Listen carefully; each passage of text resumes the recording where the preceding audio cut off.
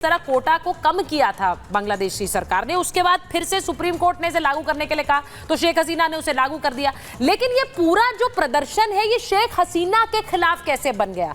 मैं सवाल ये पूछना चाह रही हूँ कर्नल नैन कि शेख हसीना को हटाने से किसे फायदा होगा, भारत में इसका क्या असर होगा, इस पर तो हम बात कर ही रहे, लेकिन शेख हसीना हटेंगी, इससे क्या पाकिस्तान का फायदा है? डेफिनेटली देखो, तक पिछले काफी समय से जो भारत और बांग्लादेश के रिश्ते आपस में अच्छे हुए हैं उसमें शेख हसीना का बहुत बड़ा हाथ है। हाँ। एक साल में 10-10 विजिट किए उसने हमें हिंदुस्तान के अंदर, और कितने करार किए हम लोगों ने आपस में। तो इस बात को पाकिस्तान जैसा देश जो हमसे चिढ़ता है, हमारा दुश्मन है, वो कैसे पसंद करेगा? लिहाजा शेख हसीना तो उसके रडार पे आएंगी आएंगी। मैं मेजर टूर की तो एक बात को थोड़ा और आगे लेके जाना चाहूंगा, जो ये बता रहे थे कि भाई वहां पे जो इतना अनएम्प्लॉयमेंट हुआ और सारा कुछ ठप हो गया, तो इस शेख हसीना पे उसका असर क्यों आया? देखिए, ये सरकार जैसे मेजर तू ने बताया कि 15 साल पहले कर चुकी थी, आगे भी बढ़ गई थी, और लोगों के दिमाग में ये चला गया कि ये तो रिगिंग करके आए, इस बार कम सीट आनी चाहिए थी, इनका इनकम्बेंसी फैक्टर था। लेकिन इसके बावजूद शेख हसीना की जो कैबिनेट थी, जो लोग थे, उनके अंदर गुरूर बहुत ज्यादा था, घमंड बहुत ज्यादा था, और वो लोगों को ठीक से ट्रीट नहीं कर रहे थे। इसलिए गलत इंप्रेशन लोगों में बढ़ता जा रहा था, जिसका फायदा जमाते इस्लामी ने या फिर कट्टरपंथी जो लोग थे वो, और जो कि दूसरी विपक्ष पार्टी है, उन लोगों ने इसका फायदा उठाया, और यह हालत यहां तक पहुंची। रही बात सेना की, जैसे कि आपने बोला 15 दिन हो गए, ना कहीं पे बैरिकेड लग रहे हैं, ना कहीं पे कुछ हो रहा है, आने दो, सबको आने दिया जा रहा है, तो सिक्योरिटी एजेंसी कर क्या रही थी? What were they doing there? Exactly, colonel Nain, मैं यही पूछ रही हूं कि सिक्योरिटी फोर्सेस ने अपनी प्रधानमंत्री को बचाने की कोशिश नहीं की। उन्होंने सीधे, सेना ने यह कहा कि आप देश छोड़कर चले जाइए। उन्होंने फायर ओपन नहीं किया प्रदर्शनकारियों पर, प्रोटेस्टर्स पर। उन्होंने उन्हें नहीं रोका, बल्कि शेख हसीना को कहा आप देश से निकल जाइए। अब मैं इसको किसी भी देश की स्थिति पर लागू करके देखना चाह रही हूं, क्योंकि इस वक्त बड़ी ऊहापोह की स्थिति अलग अलग देशों में मची हुई है। लेकिन क्या देखिए, हाँ बोलिए सर। फायर करना गलत हो जाता है, जैसे मेरे तूर बोल रहे थे। नहीं, वो ठीक है, भीड़ बहुत ज्यादा थी, ये स्टेज नहीं थी उसको संभालने की, वो स्टेज गुजर चुकी थी।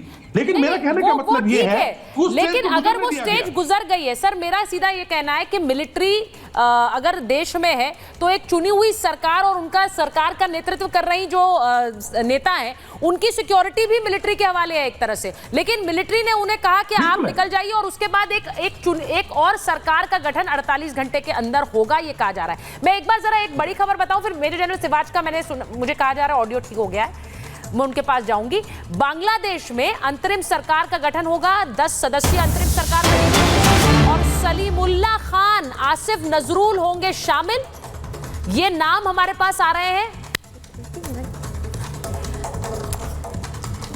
ये बांग्लादेश की सरकार में जो लोग संभावित नाम हैं, उनके नाम आ रहे हैं। अब मैं ये भी आपको बताऊं कि एक और खबर हमारे पास आ रही है कि शेख हसीना का जो विमान जब लैंड किया है, तो भारतीय विमान किस तरह से वहां एक्शन में आ गए हैं, वो खबर भी जरा चला दीजिए। क्योंकि जैसे ही बांग्लादेश की प्रधानमंत्री, एक्स पीएम कहना चाहिए, वहां पर पहुंची, वायुसेना की नजर लगातार उनके विमान पर बनी हुई थी, और हसीना का विमान आते ही लड़ाकू विमान वहां पर उतर गए। अब C-130J के साथ उड़ रहे थे फाइटर जेट्स, भारतीय लड़ाकू विमान C-130J के साथ वायुसेना के जवान किसी भी हालात से निपटने के लिए तैयार थे। अब मेजर जनरल सिवाच, ये इस वक्त भारत की जिम्मेदारी दुगनी हो जाती है। पहला तो पड़ोसी मुल्क में इस तरह के हालात बन गए, और दूसरा उनकी अब एक्स पीएम, क्योंकि वो इस्तीफा देकर आई हैं, वो इस वक्त भारत में। अब ये पता नहीं, कहा जा रहा है वो लंदन जाएंगी यहां से, लेकिन इस वक्त उनकी पूरी सुरक्षा की जिम्मेदारी भारत की। देखो, सच्चाई है कि भारत के साथ बांग्लादेश के रिलेशन बहुत अच्छे हैं, और भारत के बांग्लादेश के रिलेशन अच्छे होने की एक सबसे बड़ी वजह ये भी है कि जो शेख हसीना के जो 15 साल थे, उसमें भारत और बांग्लादेश की दोस्ती बहुत बड़ी है। इकोनॉमिक रिलेशन भी हुए, मिलिट्री टू मिलिट्री रिलेशनशिप हुए, 1965 की जो हमारी रोड कनेक्टिविटी और रेल कनेक्टिविटी वो भी हुई। तो भारत के लिए सबसे बड़ी बैट थी शेख हसीना। मगर ये सच्चाई है, क्योंकि शेख हसीना की जो गवर्नमेंट वो रिजाइन कर चुकी है, वो भारत में हैं, और ये भी सच्चाई है वो भारत में नहीं रहना चाहेंगे, ना भारत उनको रखना चाहेगा। क्योंकि सच्चाई है कि आक्रोश जो है, जो देश को रखता है, क्योंकि भारत एक बिल्कुल नज़दीक है बांग्लादेश में, और आज एंटी जो शेख हसीना जो सेंटिमेंट है, इसलिए वो लगता है या तो फिनलैंड या लंदन जाएंगी, क्योंकि वो भारत में है, उनकी सुरक्षा की जी रिस्पॉन्सिबिलिटी मैं एक बार सर, बहुत बड़ा डेवलपमेंट है इसलिए मुझे बताना होगा। प्रधानमंत्री नरेंद्र मोदी से मिलने पहुंचे हैं विदेश मंत्री एस जयशंकर। ये इस वक्त का बड़ा डेवलपमेंट है। प्रधानमंत्री को इस पूरी सिचुएशन के बारे में ब्रीफ करने के लिए पहुंचे हैं विदेश मंत्री एस जयशंकर संसद भवन के पीएम ऑफिस में। इस वक्त ये मुलाकात चल रही है, बांग्लादेश के हालात पर ये चर्चा हो रही है, क्योंकि शेख हसीना बहुत इंपॉर्टेंट है। ये शेख हसीना इस वक्त भारत में है और शेख हसीना बांग्लादेश छोड़कर भारत पहुंची हैं। इस पूरे हालात पर ब्रीफ करने, उन्हें जानकारी देने प्राइम मिनिस्टर नरेंद्र मोदी को external affairs minister S Jaishankar पहुंचे हैं। ये मुलाकात इस वक्त संसद भवन के पीएम हाउस में हो रही है, पीएम ऑफिस में हो रही है। ये आपको बता दूं, मेजर जनरल जीडी बख्शी भी जुड़ गए हमारे साथ। मैं आ रही हूं, कल तूर आ रही हूं आपके पास। मैं एक बार major general GD Bakshi sir, अगर आप मुझे सुन पा रहे हैं, बहुत बड़ा डेवलपमेंट है। मैं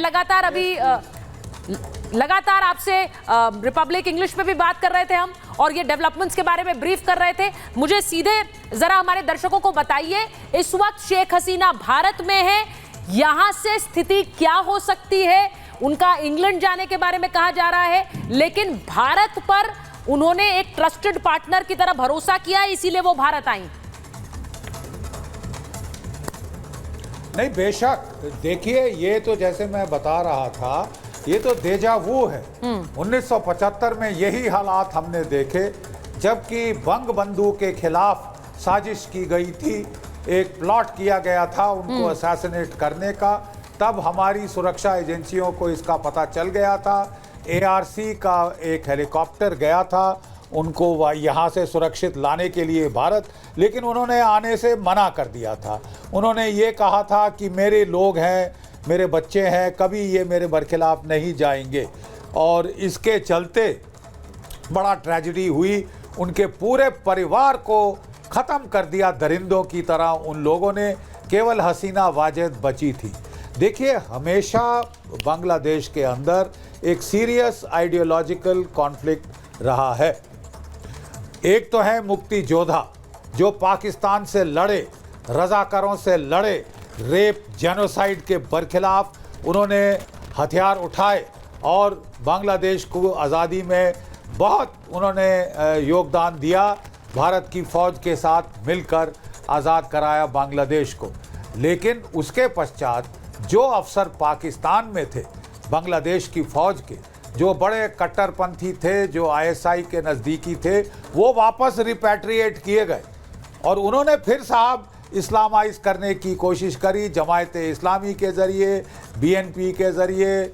आप जानते हैं ज़ियाउर रहमान वगैरह ये लोग आए, सीरीज़ ऑफ मिलिट्री डिक्टेटर्स जो कि प्रो पाकिस्तानी थे, और इस तरह से वो पूरा तख्ता पलट हो गया। जो कुछ भारत ने किया था वॉज अनडन। फिर मैं बता रहा हूँ आपको, सन 2005 की बात, जो मुक्ति योद्धा थे वो बेचारे ऑर्गेनाइज होने शुरू हुए। उन्होंने कहा आज़ादी तो हमने दिलाई थी और ये राज करने दूसरे लोग पाकिस्तान से आ गए, ठीक है। और तब फिर उस हालात में जब रिवाइवल हुआ मुक्ति योद्धास का, तो शेख हसीना वाजेद वापस बांग्लादेश की प्राइम मिनिस्टर बनी। 3 टर्म रह चुकी हैं, थोड़ी एंटी इनकमेंसी फैक्टर तो है। पिछली इलेक्शन में BNP ने हिस्सा नहीं ली। सर आप अब साहब, किसी ऑपोजिशन पार्टी को फोर्स तो नहीं किया जा सकता ना कि आप जबरन हिस्सा लें। उस वक्त नहीं, और सर आपने बिल्कुल बात, मैंने एक इंपॉर्टेंट क्वेश्चन पहले भी उठाया कि इन्होंने उसको आरक्षण को कम कर दिया, सुप्रीम कोर्ट ने फिर से इसे लागू करने के लिए कहा, तो इनकी सरकार ने उसे फिर से लागू किया। सवाल ये है कि एक प्रदर्शन को इस हद तक आगे वो बढ़ गया कि सरकार का नेतृत्व कर रही नेता को इस्तीफा देना पड़े, देश छोड़कर भागना पड़े। इसके पीछे क्या कई और एक्सटर्नल कारण हैं, मैं इस पर चर्चा कर रही हूं।